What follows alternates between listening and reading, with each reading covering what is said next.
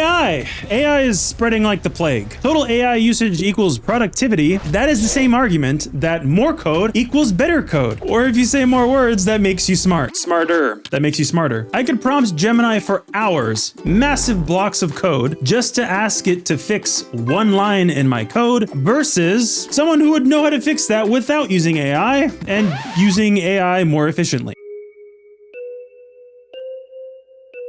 A new insane metric is arising amongst tech companies: token maxing. There's actual leaderboards at work where maximizing tokens is a flex. Thank God I don't have to code, because that would drive me nuts. The idea that you are somehow more productive as a software developer using AI to give you the code that you otherwise would have coded yourself, to then have to test the code and debug it because it's giving you shit code, reprompt and debug some more, then eventually find a stable version to push to review, to then push to production. I don't know. I can't fathom how that is better for anyone. Okay. But I don't work as a software developer. I can't really speak to that. I have, however, sunk in hundreds of hours trying to vibe code with Gemini mostly, and I've witnessed firsthand how bad it can be. I'm talking about the newest models even. 3.1, what model are we at now? But crazy how fast it can instantly fix a problem that it somehow didn't see before, as if it's had a sudden realization, wasting your time for hours. It's also crazy how bad it is at remembering things that you fixed just 30 minutes ago. Give you a change that you're trying to do somewhere else in your code that breaks the fix you implemented 30 minutes ago, only for you to realize that it broke that, then waste even more of your time if you're not being careful. Now, coding aside, that's a different problem with AI. I want to explain how AI is used at my job. What new AI shit is being shoved down your throat? Now, to give you some context about my job, we are a dedicated security team for over a dozen businesses. These are companies with anywhere from 500 to 4,000 employees. And their security is just us, sitting remotely in an office somewhere spread across the US. Their entire security infrastructure relies on us and our ability to detect threats and stop them as well as prevent them. The preventing part is my job. But first, a word from the sponsor of the video, Coursera. One of the largest problems people face when trying to transition to a new career is analysis paralysis. This mental block often results in visceral emotions caused by an abundance of choices, effectively making it impossible for people to decide on a course of action in their life, leading to anxiety, regrets, inaction, or worse, staying at the current dead-end job they're in for life. So, in these trying times of AI, I want to direct you to one of the best online learning platforms for those seeking to get started in a career, like IT, computer science, data science, and even cybersecurity. Now, I've recommended the Google Cybersecurity certificate since its inception as a great start for those interested in beginning to learn cybersecurity, but unsure if it's right for them, which it's not right for everybody. You get hands-on lab work, cover all the base fundamentals to begin your journey in cyber, and end with motivation to continue the learning journey into the job of your dreams. And if you click my link down below, you'll gain access to the Mad Hat special offer at 40% off, 3 months access to the Coursera Plus subscription, which gives you access to over 10,000 courses and specializations from over 120 leading companies and universities. So check it out today. There's no time like the present to get started working towards a new fulfilling career. Just do it! Make your dreams come true! We largely use AI like Google used to be in the before times, the good old days. We have access to the latest models of Claude, Gemini, and OpenAI, the 3 big ones, for whatever we need. We could connect them via any integration if we absolutely wanted to. I have not needed to.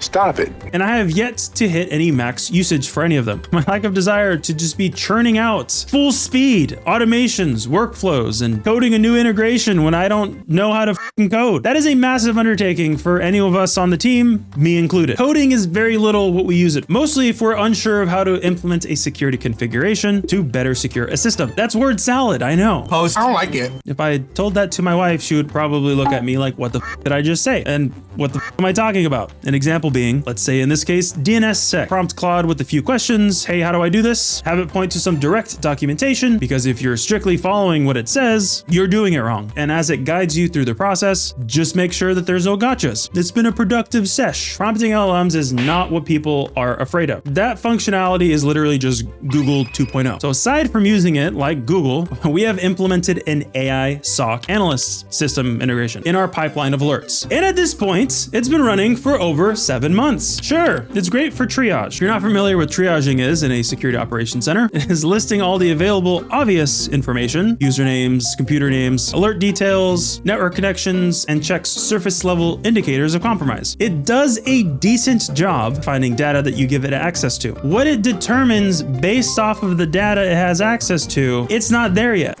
The thinking part ain't there. You know, the thing humans do best? Honestly, I don't know if it'll ever get there. If we can't trust determinations with as close to 100% certainty, then any form of automatic containment is not an option, which is what we bought it for. I cannot in good conscience lock down an account or computer using AI SOC automations without risking losing my job right now. That is how little faith I have in it. If we hired another security analyst, after 7 months, they should easily, like bare minimum expectation of knowing when to lock shit down. In order for the determinations to become better, it needs more context, more brain. We're continuously adding context so it knows whether something is expected or not, but it's like playing whack-a-mole. We can't seem to get to the point where an edge case doesn't pop up that it's not equipped to understand. The features are in place to modify how the AI SOC brain thinks, but it can't think of every scenario.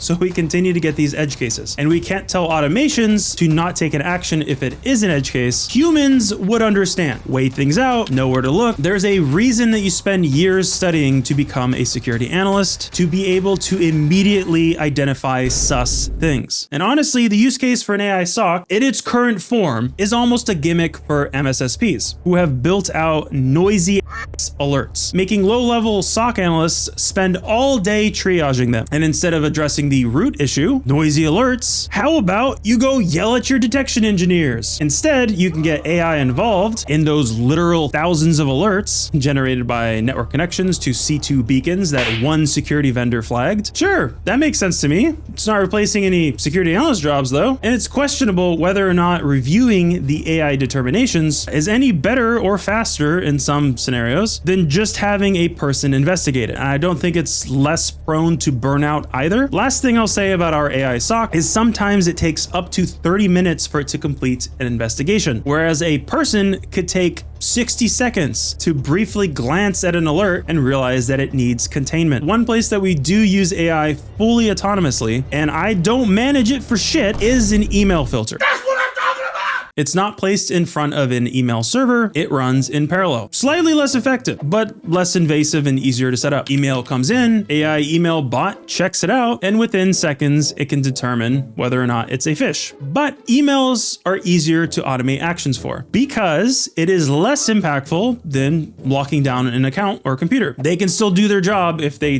don't get an email. And provided that you have some form of monitoring in your quarantine, this is a no-brainer AI tool to set up. But again, it's not replacing any jobs. Now, I have heard from a coworker that there are legitimate roles where all you do is analyze emails for phishing. You could argue, oh no, poor email gremlins are out of work. and that is really the only way that AI has impacted us so far at my current job. It helps automate a few tedious tasks, makes us more productive when we need to find a solution for something. And some of the AI tools out there have some features that you would be stupid not to implement in your security tech stack. It really begs the question, how do you measure productivity at work? When you have micromanaging managers, I bet they lose sleep at night because they just really want to catch you not being productive. But you also have to consider, along with that, that employees don't have an incentive to maximize productivity 100% of the time. That's crazy. That goes for any sized organization. The general consensus for anyone you ever talk to is that you want to do your 9-to-5 obligations, expectations, and go home. Most of us aren't doing a 5-to-9 like me. No one's min-maxing tokens here and measuring that because it's a shit metric to go off of. And anybody who tells you otherwise is a dumbass. Help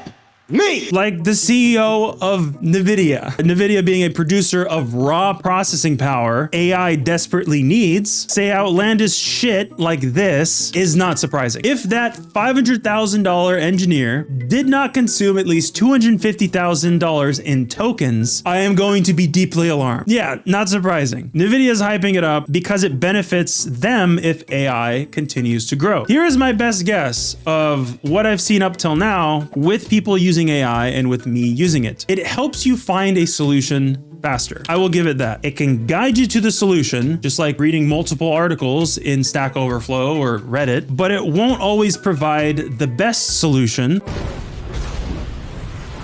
or any given unique situation. The uniqueness of the world is where AI fails. And at this point, I don't think it can fully 100% autonomously complete anything without a shit ton of supervision. It's safe to say AI isn't taking anybody's job anytime soon. If upper management tries to replace anybody, they're in for a rude awakening. I think the confusion with whether AI will take your job or not is not whether you're going to be outright replaced as a result of an AI bot, but rather, are you productive enough to use AI tools to keep your job? I just stare at my desk, but it looks like I'm working. I'd say in a given week, I probably only do about 15 minutes of real, actual work. I don't ever slow up, no I don't take shit. I got no love for the fakeness. If you wanna play tough and wanna hate this, I'll always show